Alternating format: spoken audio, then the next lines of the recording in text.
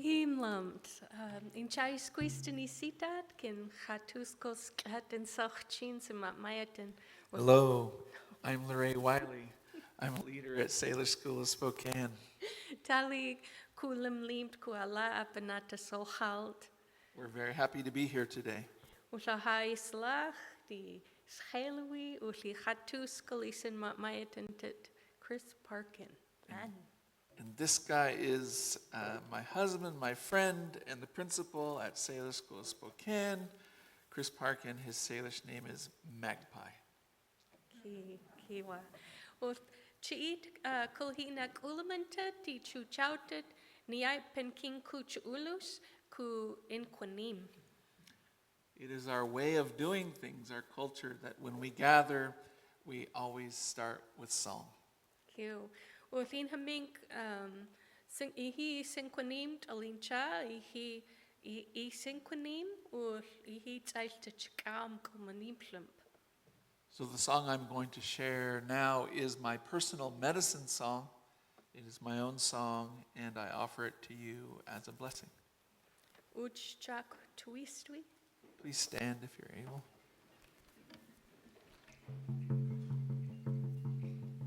Hey yo, hey yo, hey hi yo, hey, hey yo,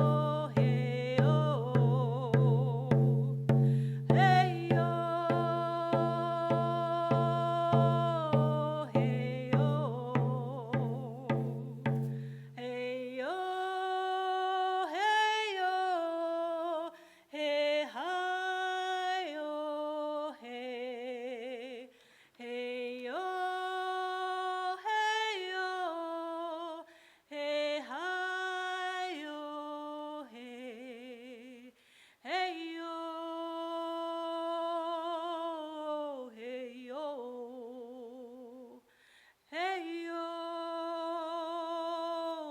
hey yo.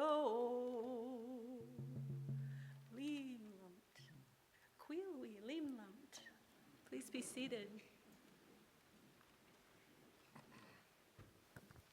Better take a swig of that to start. Well, as promised, we're going to share some Salish language with you. There are actually there are 29 Salish languages on Earth. They're divided between coast and interior Salish. So there are 22 coast Salish languages, 7 interior Salish languages, and Spokane sits right in the middle of the 4 Southern Interior Salish languages. So, thought she was still standing there.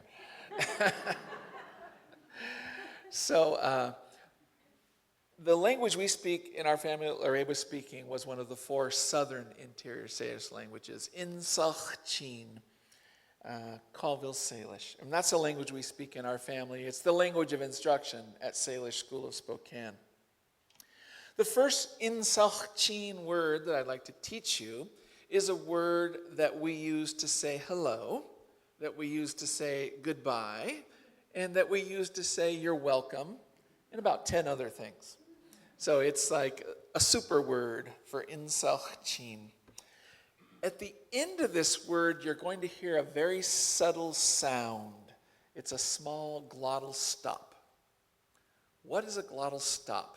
Well, better to show you. The English word, there's an English word that has a big glottal stop in it. And I'll say it. Uh-oh. Do you know this word? Uh-oh. Say that. Uh-oh.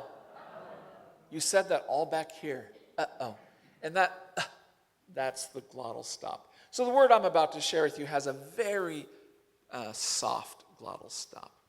And again, this is hello, goodbye, you're welcome. I'll say it about 5 times. Please just listen at first. White, white, white, white, white, white. Can you hear that little at the end? That's that soft glottal stop. Let's have you say it now. I'll say it, you say it after me. White, white, white. That's hello, goodbye. So turn to somebody, say hello. White, white, white, white. Awesome, awesome. Well, we mentioned that white is both hello and goodbye, but it's also how we say you're welcome. So why don't we learn thank you? I was a language teacher my whole life. I was a high school Spanish teacher for 14 years before I was brought into LaRae's work with Salish. So I enjoy languages and the intricacies of language. And I love this word in insachchin. It's our way of saying thank you, but grammatically it's a command. It's telling you to do a thing. And the thing it's telling you to do is be happy. So somebody does something, gives you something, and you say, you be happy, you. I just kind of love that. What makes it a command is the little sound on the end of it. The sound on the end of this word is kind of a hiss. It is true. This is a very, very common sound in insachchin. So this word, thank you, ends in this sound. I'll say the word, I'll say it about 5-6 times. Just listen. Limlumt, limlumt, limlumt, limlumt, limlumt. Limt is happy. Limlumt, may you be happy. Limlumt. Should we try it? I'll say it, you'll say it. Limlumt. Limlumt. Limlumt. Just hissing right back at me. Thank you. It sounds great.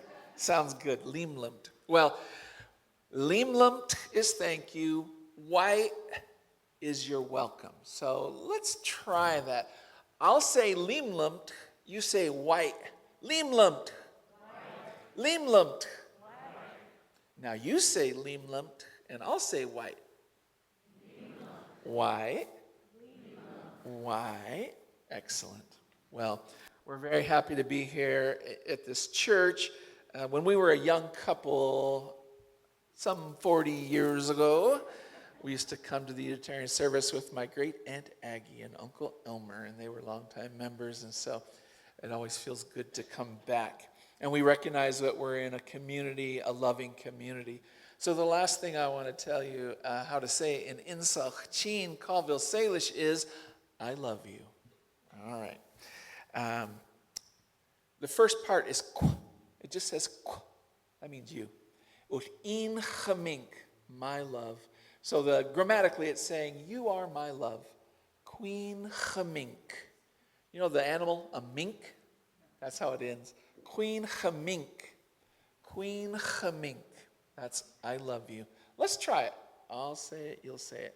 Queen chamink. Queen chamink. Queen chamink. Let's turn to somebody and tell them we love them. Queen chamink. Queen chamink. Queen chamink. Kiwa. Awesome, awesome. Well, I've been asked to share a little bit more information about Salish languages. So as I mentioned, there are 29 Salish languages. The furthest southwestern Salish language was Tillamook. Are we familiar with Tillamook? Cheese and milk? Beautiful country, rich country. The first Salish language to go extinct. The first Salish people to lose all their land. So Tillamook is a Salish language. All the way up the coast to, about halfway up the coast of British Columbia is Bella Coola, which is the furthest north Salish language. And then Salish comes onto the interior all the way, Revelstoke, British Columbia, 9 hours north of us on the Columbia. It was Salish territory. And then all the way to the Continental Divide in Montana. And then probably just a half an hour south of us. And then it turns to SÄamti country. So Salish country is a huge, huge territory of all those 22 languages. But as I said, Spokane sits right smack dab in the middle of our 4 Southern Interior Salish languages that go from the Cascades to the Continental Divide in Montana. So furthest to the west in this Southern Interior Salish area is Wenatchee Columbian. Its name for itself is Inhamchin. It kind of says it's the first Salish people that Southern Interior Salish people that you'll hit as you come up the Columbia. Inhamchin. So that's from Vantage, Washington, up to Wenatchee, up the Wenatchee River, up to Eniat, up the Eniat River, to the Chelan and the Chelan, Lake Chelan. That's all Inhamchin, Wenatchee Columbian Salish territory. There are no surviving first language elder speakers of Inhamchin.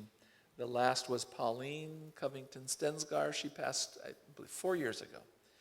And there's a single advanced apprentice speaker. Her grandnephew is a new apprentice speaker of the language. If we continue up the Columbia, we hit the Methow River at Pateros, and that's the beginning of Insalchin, the language we're speaking. So up the Methow Valley, up the Okanagan River, up the Nispelum and Sandpoil rivers, up the Kettle River, and then all the way up the Columbia to Revelstoke, above Revelstoke, is the territory of people who speak Insalchin.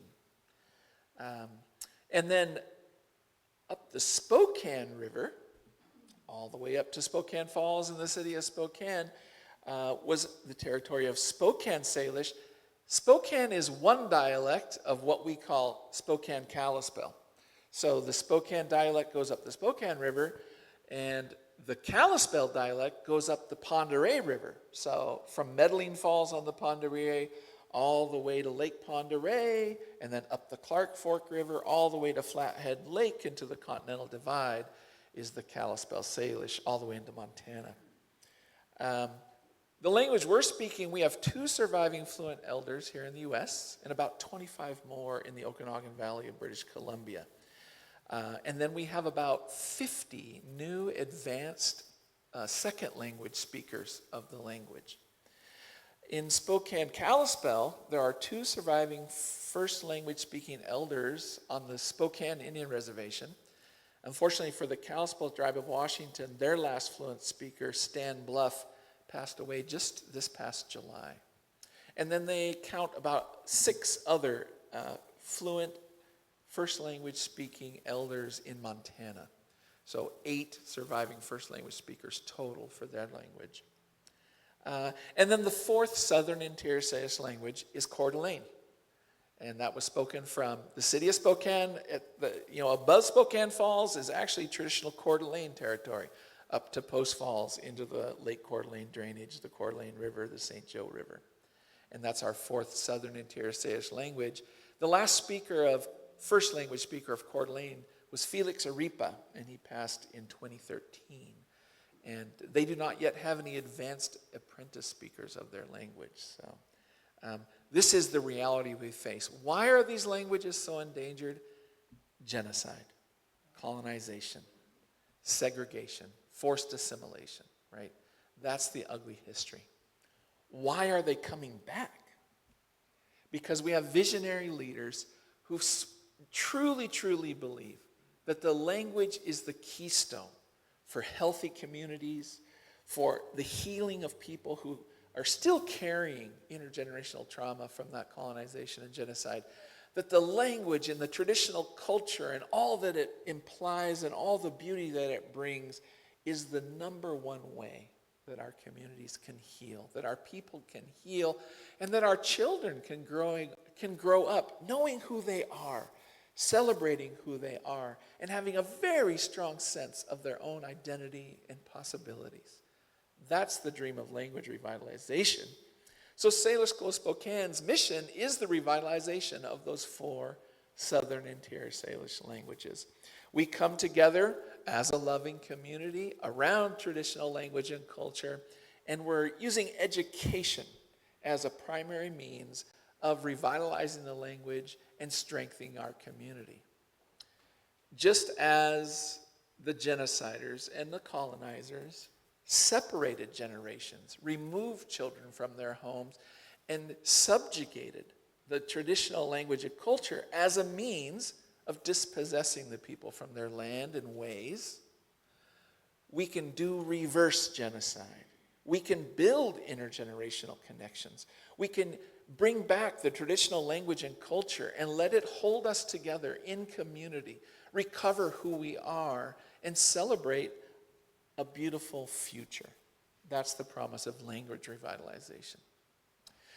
That's a bit lofty. In reality, we're just beginning to do that work by providing Salish immersion, childcare, and preschool for our children and grandchildren. So all of the families served by Salish School of Spokane, in fact, all of the staff at Salish School of Spokane, we're actually second language speakers of Salish languages, right? We are relearning the languages, passing them on to our children as a way to heal and forge a strong community, one that can take care of our children best. So we have all these kids who come, they speak English when they come.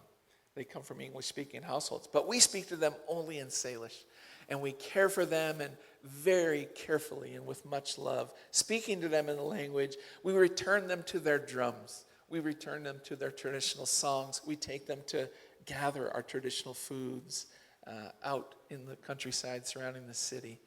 And in this way, we're telling them, your heritage is beautiful. Your family is rich in culture. And we can celebrate that and return that to this place, to all of our community. We go on to offer Salish immersion elementary school. From right now, we go from kindergarten to 8th grade. We're preparing to go kindergarten to 9th grade next year. And it's all Salish immersion. So we teach literacy, math, science, music, art, PE. Our staff is speaking Salish to the students, and we're asking the students to speak back once they hit the elementary grades. So it's serious business.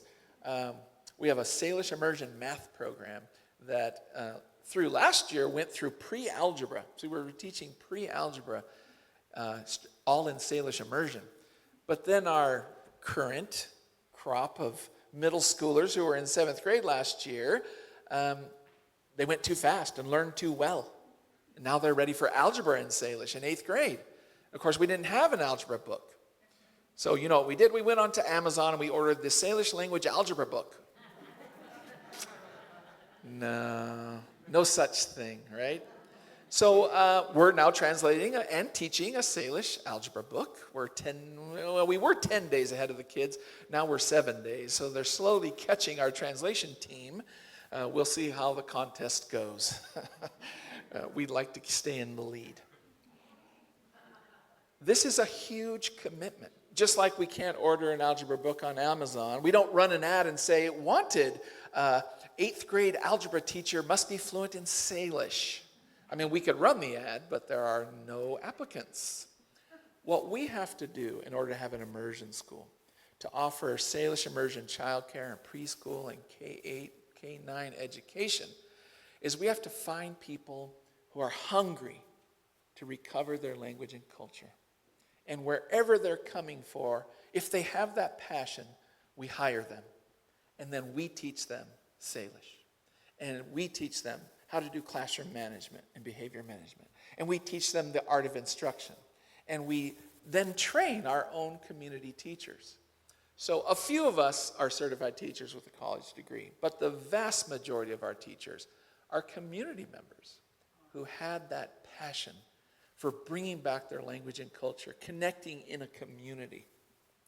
And at Salish School of Spokane, without earning any official credentials, they earn a bachelor's degree in Salish, and they become phenomenal teachers who have strict and wonderful loving discipline and are wonderful at instructing and caring for our kids.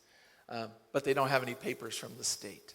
But they are phenomenal teachers. And that's our model of community education. We ourselves can take charge of our kids' education. We can center traditional language and culture in their education, and in that way they will excel.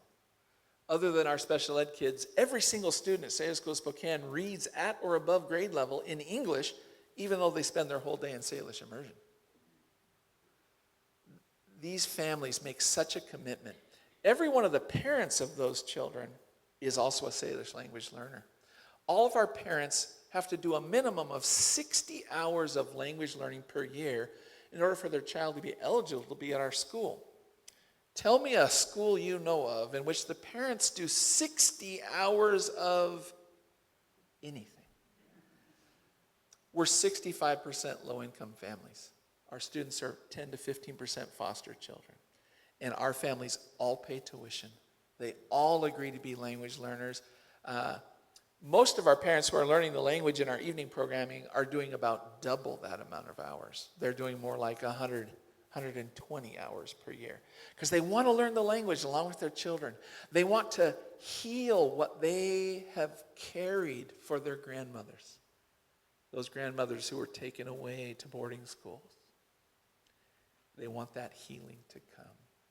And the vision of Salish School of Spokane and its founders and our families and staff now is not just that we would learn the language and that we would care for our children and they could grow up proud and deeply grounded in a place, in a culture, and then go off and do whatever they want to do, and they'll always know the way home. But we also want Salish to become a regular, beautiful part of the civic and cultural fabric of Spokane, as it should be, as it was. When non-Salish people came here, Salish people said to them, "Welcome. How interesting. What do you got? Look what we got."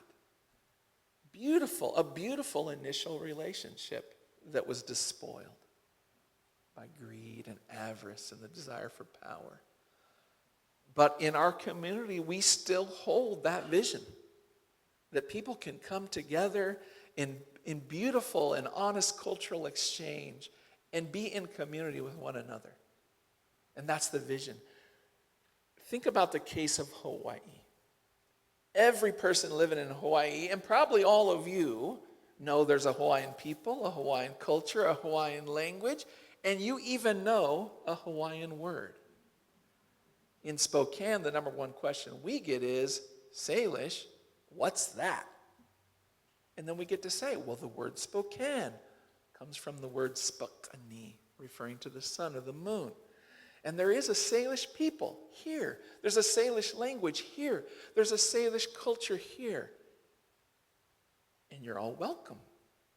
Let's make this reality part of the civic and cultural life of Spokane, where we can all be welcomed to it, where we can all share that story, where we can all celebrate the beauty of Spokane's first language, of its indigenous culture.